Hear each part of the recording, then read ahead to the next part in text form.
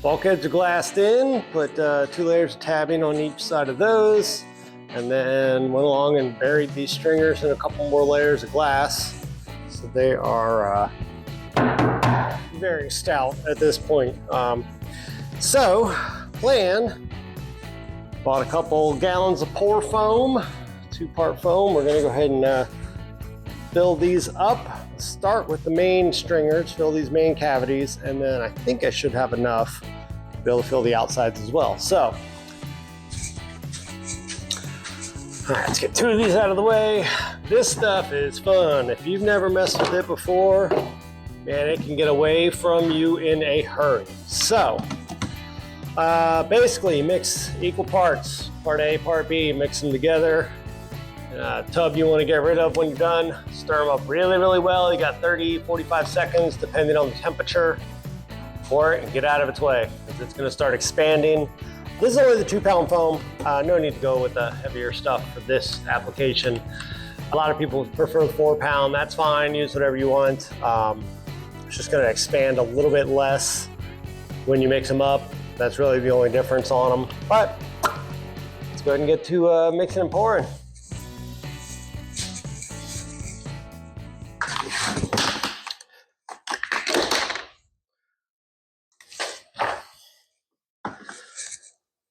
Okay, I have done this quite a few times, so I'm not too intimidated by it, but start small if you've never used this stuff. Do a test, see how long you got, see how long it takes to get away from you, you know, because it's a good way to waste $100 or so if you're not sure about this stuff. Because it will kick off, and when it starts, it doesn't stop.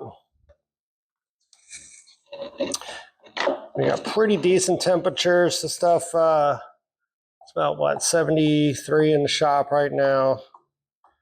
So I'm going with some heavier batches, doing 24 of each, 24 ounces of each one.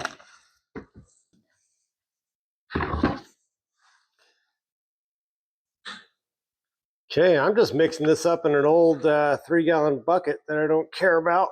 It's been laying around the shop for a few years. Cleaned out the inside of it. So, if you keep these separate, you can reuse them a bunch of times. Now this stuff you just want to stir really well. Paddle mixers are preferred. I just don't happen to have one. You'll see it, it'll all swirl together. It'll start changing colors a little bit. And just make sure you get all the edges and swirl it around a little bit so it really gets mixed up. And it's just gonna kind of look like that as it mixes up. The colder it is outside, the longer you have to work it. And if it's warm out, it will kick off a lot faster. Anything over like 80 degrees, it's going to kick fast. You know, they said it's only about 72, 73 in the shop right now. So we're good here. Gives us plenty of working time on this. And like any exothermic reaction, the larger the batch, the faster it's going to kick off too. So if you mix a gallon and a gallon into this and start whipping it up, it's going to go. Also, when it's really hot, you'll see it will actually, you'll be stirring it. It'll go from this like butterscotch color. It'll just turn like dark. And that's when you know it's going. So let's move this over here. I'm going to pull this tank out of the way. Don't mind all the noise. This little bracket's falling off.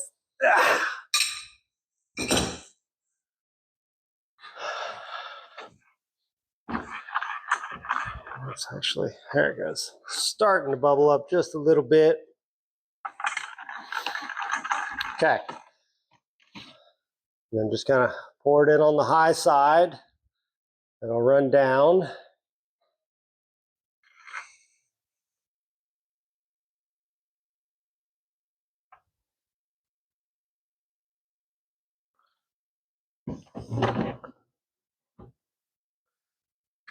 Grab my scooper or my mixing stick real quick.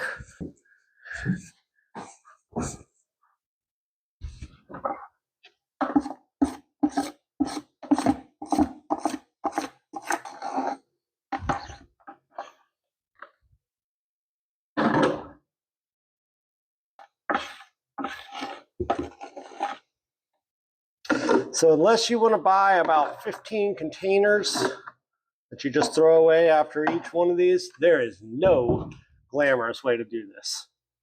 It is gross stuff. All right. Let it do its thing.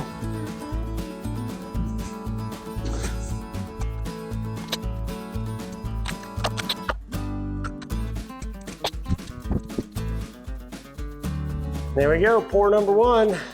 Didn't quite fill it up as expected. Still expanding a little bit.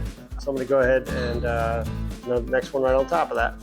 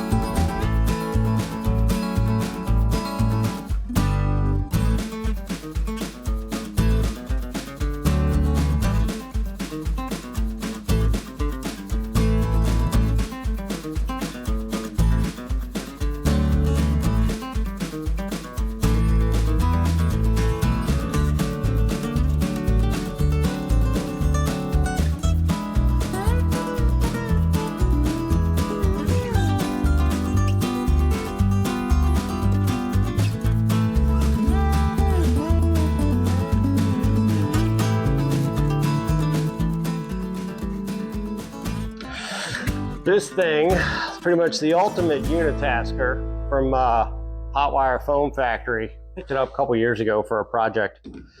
The one job that it does very well is cut foam in a straight line. That, well, it may take a minute or two longer than hacking it with a saw or whatever. It's even. And yes, ideally you do want to let it, you do want to keep it flat and not cut into it. But I'm going to seal this up. It's going to have a floor over it, obviously. So I'm not super concerned with it. It's going to continue to expand a little bit. It was really cold today. Okay, so it wasn't really cold, but it's down to around 60 right now. So I actually ran out, had to go down and pick up another gallon kit of this foam to finish off. It's got the FGCI brand from the local place. Overall, yeah, there's a couple little low spots. I'm gonna go back in, and I need to finish filling this one down to about half that kit left. So I wanted to let it rise all the way and harden while I cut this side, and then I'll go back and cut this side and fill in what I need, which I'm gonna go ahead and do now. I'm gonna say one more thing, because I know some of y'all are gonna see it and pick it out. These are scraps of Divinycell that I tossed in there. Nothing wrong with that. Absolutely nothing wrong. You'll see people, they throw the bottles in there. They throw empty water bottles in there to try and save some money on the foam. This stuff, these cutoffs, if you do them one at a time and cut it off, you can absolutely throw that in there and it'll form around it. But really, it's the same foam that I'm making the rest of the boat out of. So I had a bunch of little scraps of it, little cut off, 2-inch pieces and slivers and stuff. Just toss them in there. It'll get buried in that foam. The way I look at it is this Divinycell is 5-pound density. This is 2-pound density. So if anything else, it's going to be a little harder. So don't worry about it.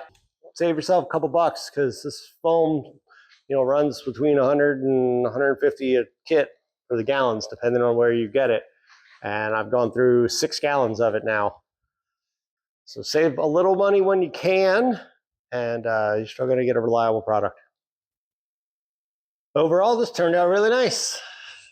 Got the starboard side trimmed, a couple little low spots and, gaps and stuff, of course. So got about, I don't know, 6-8 ounces mixed up, dumped it in, and actually took a like a little flat spreader and pushed it. It just kind of worked it down into the holes. None of them were more than like an inch or quarter inch, half-inch deep. Just kind of smeared it in there like butter. This stuff, couple considerations when working with this. When it's cold, it does not expand near as much as when it's hot. I actually measured out volume of each one of these cavities, and I overestimated it. And I should have had enough to fill the outsides as well. But that's at like 80 degrees, and right now it is 59 in here. So big difference in expansion. When I was cutting this, I used that wire cutter. Obviously, you can use plenty of things. You can use a handsaw, hacksaw, reciprocating saw. I normally would use a reciprocating saw, but I didn't have a long enough blade. The only blade I had was like 9 inches long, and these are almost 13 inches wide. So it's just, they're rough too. You're going to be banging the heck out of it, and you never know what you're going to break loose or whatever with one of those going nuts. So, but overall, I think this worked pretty well. I'm putting it to bed for the night, walking away. Come back in the morning, and I'll just touch these spots up with the sander. You can see, those little holes that I filled in, little Swiss cheese marks. And of course, you can see my little pieces of Divinycell sticking up in a couple spots. But yeah, I'm happy. I'll bag that up in the morning, break it up. It looks like a lot, but it's not that much. These are all pretty flat. They're just all stacked up in there. So when I crumble that down, I don't think there was any way I was getting away without buying another 2 gallons of this stuff today. But that's it for the night. Talk tomorrow. Good morning. All right, this is all firmed up. Little spots that I touched up last night are hard now. So I'm gonna go ahead and bust them off with the sander. This is something you definitely want a mask for. I know I don't wear a mask near enough. This stuff floating in the air, not what you want in your lungs. So fans are going. I'm going to put in the earbuds and kind of sand all this flat. Got most of the high stuff knocked off with the electric sander. So now it's time to bust out the old board, long board here, because you can see there's still a little bit of a hump in the middle of this. And you definitely don't want to hit it too hard with that DA, because it'll dig right into this and just mess it all up. So use that to get the big stuff off, and then you really just have to come back and give it a little elbow grease, 15, 20 minutes, go over the whole thing, make sure it's flat enough. We put a lot of work into making sure these stringers were level and straight, and the last thing we want to do is just have humps of foam screwing it all up. So now the fun stuff. All right, arm day is done. Whew. Most importantly, level. So I think we're good at this point. So most people can agree on a few things with this foam. If you're capsized with water, it will displace some of the water, help you not sink. It'll add a little bit of rigidity to the hull. And there's all those people that say, take the foam out and don't put it back in. Make airtight compartments and leave it at that. Brings up the next point. There are 2 schools of thought when it comes to that. And that is, things can be airtight in a boat and water gets everywhere. And I am 100% in the water gets everywhere camp. I've been inside the middle of the Hoover Dam, 350 feet of concrete on each side of me, and I saw water trickling through the walls. Okay. And yes, there is a tour in Nevada, Arizona that you can take that will show you that. So that's what water does. It gets everywhere. Water's in the air. It's condensation. It literally gets into everything. You know, you make these nice sealed compartments, you fiberglass them in, somebody drills a hole in the deck, not realizing it doesn't get sealed well, you got water in.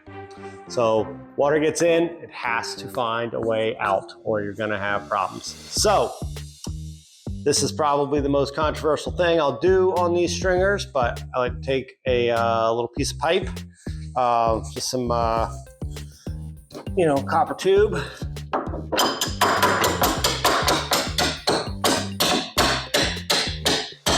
Hammer it through the limber holes that I made at the bottom.